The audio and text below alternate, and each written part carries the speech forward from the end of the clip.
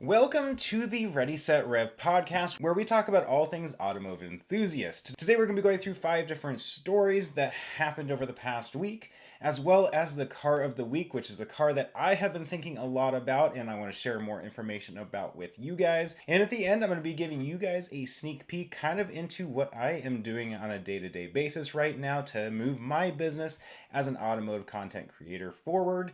And we'll see how it goes. This is the first podcast that I have done, so make sure to leave your comments down below if there's things that you want me to talk about, things you want to hear my opinion on, and I hope you guys enjoy this as much as I am. Alright, so first news story of the week is that Apple kind of pseudo announces that they are canceling their car. Now, Apple has never actually come out and announced fully that they have a car in production. However, some leaks have come out that Apple is canceling all of their car plans. They've been wanting to do this since about 2014. They've been even bringing in a bunch of automotive executives to help them make decisions and move the project forward. And they spent billions of dollars on building out this Apple car platform. And it's come out, they haven't officially announced it, but it's basically come out that they are moving their whole team over from building this autonomous EV car over to generative AI. So completely moving them away from the automotive sector.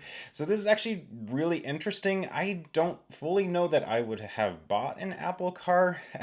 I do use an iPhone 15 Pro, which is in fact what I'm filming this podcast with. But I have a little bit of a hard time thinking that Apple would ever be able to build a good car. They definitely aren't in the automotive business. They're more obviously in the tech side of things.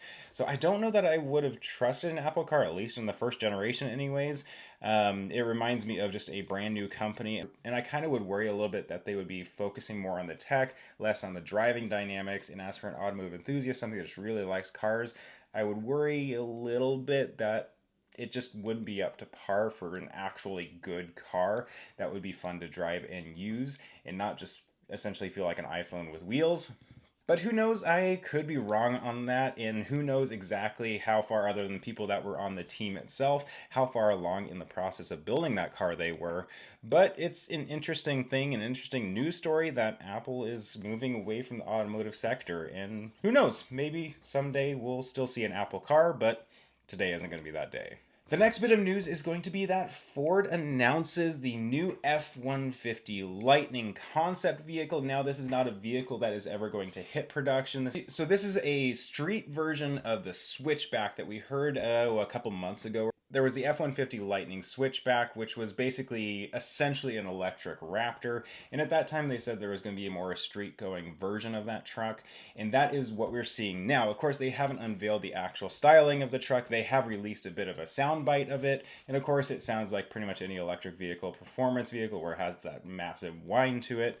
But they haven't shown off what it looks like, although we will be learning more about it as we get a little bit closer to the Pikes Peak hill climb, because they are going to be competing in that with this F-150 Lightning concept. So I'm excited to see what they're doing there, because this will be the first more street-going F-150 Lightning truck that they have built, and so it'll be kind of cool to see the direction that they're taking with that. But of course, I also wouldn't expect a production version of this truck, unfortunately, because that really just isn't where the market is going. It's obvious that off-road is really the big fad right now. And unfortunately, the Lightning name of the past, the gas version of the Lightning that came out a while back, those just aren't popular anymore. So unfortunately, we probably won't see a production version of this.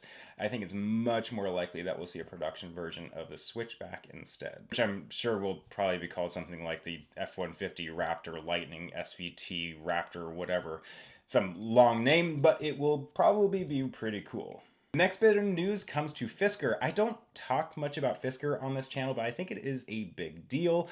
I have had a chance to see the Fisker SUV in person when I was over in Munich this last year, and I honestly thought it was pretty cool. Sure, it's pretty much just a generic EV. There's nothing crazy special about it. They have some cool features. It feels nice. It is a little bit more luxurious of a vehicle. I think people are giving it a little bit of a bad rap, in that it doesn't really deserve that, but it is a decent vehicle overall. However, they have been running into a bunch of sales issues and just production issues. It seems like they kind of are on the peak of failure and shutting down. They're trying to figure out their dealer network. They originally were trying to sell their vehicles directly to consumers, just like Tesla is, and a lot of the other manufacturers are trying to kind of move towards. However, they just weren't seeing a ton of success there, so they are trying to kind of move more into having a dealer network. What they're trying to do is kind of insert themselves into existing dealers, have their own little showroom inside of dealers. And I don't think they've really seen that completely work quite yet because it just takes a little while to build that network. In the meantime, it actually sounds like Nissan might be investing in the company. And if that does happen, that could be a really big deal for the company because it could give them a really good runway of having a big OEM backing them and keeping them going as they get off the ground, because I really do like Fisker cars. I think they're pretty cool, and I think they are a nice vehicle. They just have never quite been able to get going, whether it be the old version of Fisker before they went out of business or the new version of Fisker under new ownership. I think it's a compelling vehicle at a decent price. I really kind of wish the best for them. I hope it does work. However, right now it seems they are having a bit of financial issues. Next bit of news is that the Bugatti W16 is officially going away. So Bugatti just announced and showed off some video of the new V16 engine. So it's no longer going to be a W16 engine.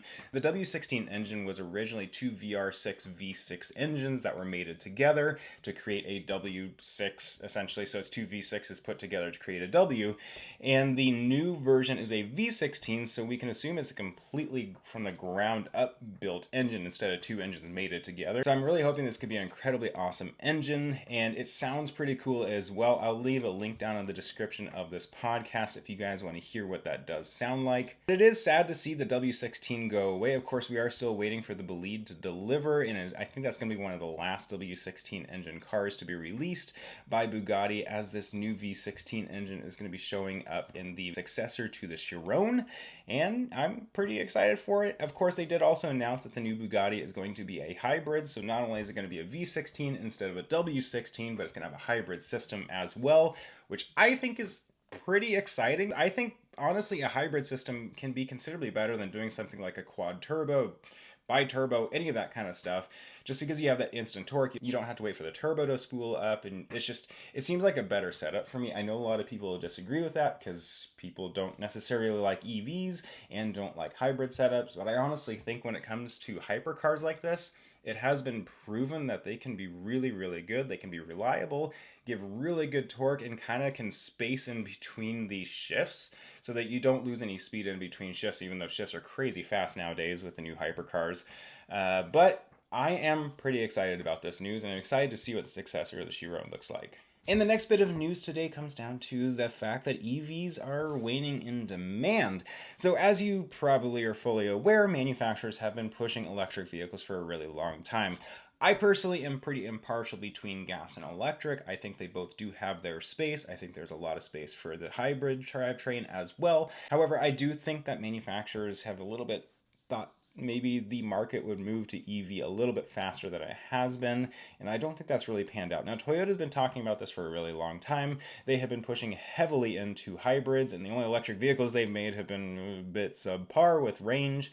And honestly, it seems like their business plan of sticking to hybrids is kind of working out for them, because they've been pushing into development of something that might be a little bit more long-term for the short term. Sure, EVs may have a bit bigger of a market share moving forward, maybe 10-20 years down the road, but you also kind of have to stay in business. So these manufacturers are starting to find that people just aren't buying EVs as fast as they thought. And so what manufacturers are doing is things like Ford, they are cutting production of their vehicles and including stop sales of doing things like the F-150 Lightning, because those are piling up at dealership floors. And then you also have things like Tesla, they are cutting prices on their cars to drive up demand. Obviously, the lower price that you have, the more demand you're going to have, but of course, lower profit margins. And then companies like GM are even pushing out building new EVs. Like, we haven't even seen like the new Silverado EV or the GMC Sierra EV. Those haven't even come out, and I think they're continuing to push those out until they start seeing the demand of an EV pickup truck. But anyways, it's an interesting thought, and maybe the market's going to be changing a little bit. Maybe we're going to be seeing a little bit more marketing online towards hybrids instead of electric vehicles. So that does it for the news. So I'm going to be moving into the car of the week, and obviously this is the first time I've done a podcast, so I'm going to be talking about one of my favorite cars. And I know I do talk a lot about electric vehicles on this channel and in a lot of my videos and short form videos and that kind of stuff, and that's just because that is really heavily what the news is around right now. However, one of my favorite vehicles right now is the Ford F-150 Raptor R. This is an incredible vehicle.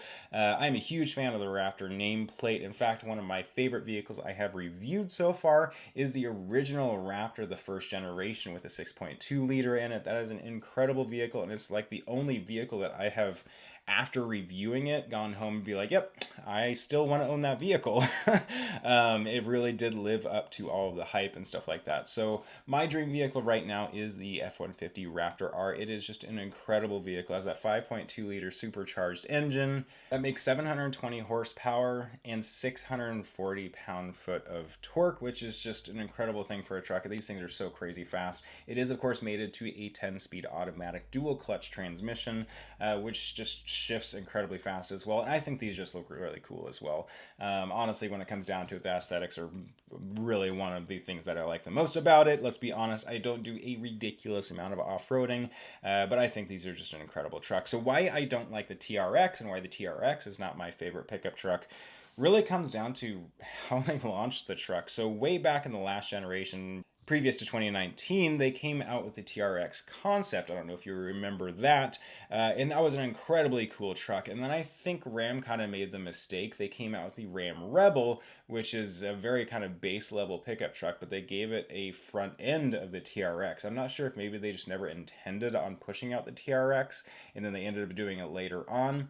However, they gave the last generation Rebel the front end and feel of the TRX, just with none of the power. And then they came out with the TRX with the same front end, so you really had a hard time. If you had like a TRX sitting next to a Ram Rebel, sometimes you'd have a hard time telling them apart if you weren't somebody that was really in the world of automotive. And so I think they really didn't do a great job of that design on the TRX, even though it is an incredible truck. And honestly, I really want to review one, but it made me choose and continue to believe that the Raptor R is continuing to be my favorite vehicle. And so you really can't go wrong with that, and that is my car of the week. Make sure to leave down in the comments as well, what is your favorite car of the week? What is the car that you're thinking about right now that you would want to buy and is your dream vehicle? I'd love to hear from you guys. Before you move into what's going on in my world as an automotive influencer, let's talk about my merch. So I have this merch right here. This is I Like Cars, I Love Jesus. Of course, I am a Christian. I do have other cool merch on there that is not around that. But I am a Christian. I love to have this kind of merchandise. And if that sounds like you as well, I am leaving a link in the description. If you guys do want to purchase my merch, I really do appreciate it. It helps me out a ton. And back to the podcast. So what's going on in my world? So I don't know if you guys know this. I do have a website, ReadySetRev.com is my website. It's actually older than this YouTube channel and whatever podcast platform you are listening to. And I have a lot of articles on there. So I've been actually pushing out a lot more written content on there. I think it's just kind of a very holistic business. And for example, I have some pretty cool articles that went out this week or in the past week or so, excluding one that went out today as I'm filming this anyways. It's like the top 4 most fuel efficient pickup trucks, with one being over 30 miles per gallon. In fact, over 40 miles per gallon would be the Ford Maverick Hybrid. That is an incredibly great vehicle. Anyways, that one came out. I also just put out another article around what the difference is between a 6x6 and a dually. Both have 6 wheels, but they're very different purposes, so I did make that one go out here recently. Another cool article is around why pickup trucks are not level from factory. I don't know if you've ever noticed that. Pickup trucks aren't level. The rear end is higher than the front end, and I go into why that is and what the purpose behind that is. And then one of my favorite articles that went out recently, I did a short form video for it as well, is what BMWs have a manual transmission. There's only 3 of them right now, and that article details that. And then another one that's very, very obscure is why do do dealers overinflate your tires? I don't know if you've noticed that whenever you leave a dealership and then you start driving around, you realize my tires are kind of overinflated, and I talk about why that is in that article. So I've just been pushing out a lot of articles around that kind of stuff, and I'd love for you guys to check that out. And then outside of doing a lot of articles, I've also been chasing down a lot of really cool cars, including just leaving business cards on anybody that has a cool car, trying to get in contact with people. But I am trying to chase down a lot of really cool enthusiast vehicles. Some cool ones that I've been talking with people about is like a Kia EV6, Tesla Model 3, that is actually extremely modified, and I'm really excited about that one. I also have some cool leads on things like a Ford GT, maybe 2 different generations of the Ford GT. I'm really hoping I can make that happen, because I just love to be around those cars. I am looking for a bunch of different supercars. If you're somebody that has a supercar or just a really cool car, let me know. Supercars, hypercars, I might travel a little bit for, because I'd love to check them out. Ooh, as I mentioned earlier, I do want to review a Ram TRX. I do have one of those I might be able to get a hold of here soon. And then, of course, I do have a lot of overlanding type vehicles that are incoming. And anyways, I do spend a lot of time trying to find review cars so I can create some really cool long form and short form content around them. So that has been a lot of what I've been doing in my day-to-day business. So anyways, that is the end of the podcast. Thank you guys so much for listening. Make sure to leave down in the comments what kind of content you'd love to see in these podcasts. If you have any specific questions, I would love to do a section of these videos just answering your guys' questions and giving my opinion on whatever automotive enthusiast topic that you can think of. And I thank you guys for listening, and have a great one.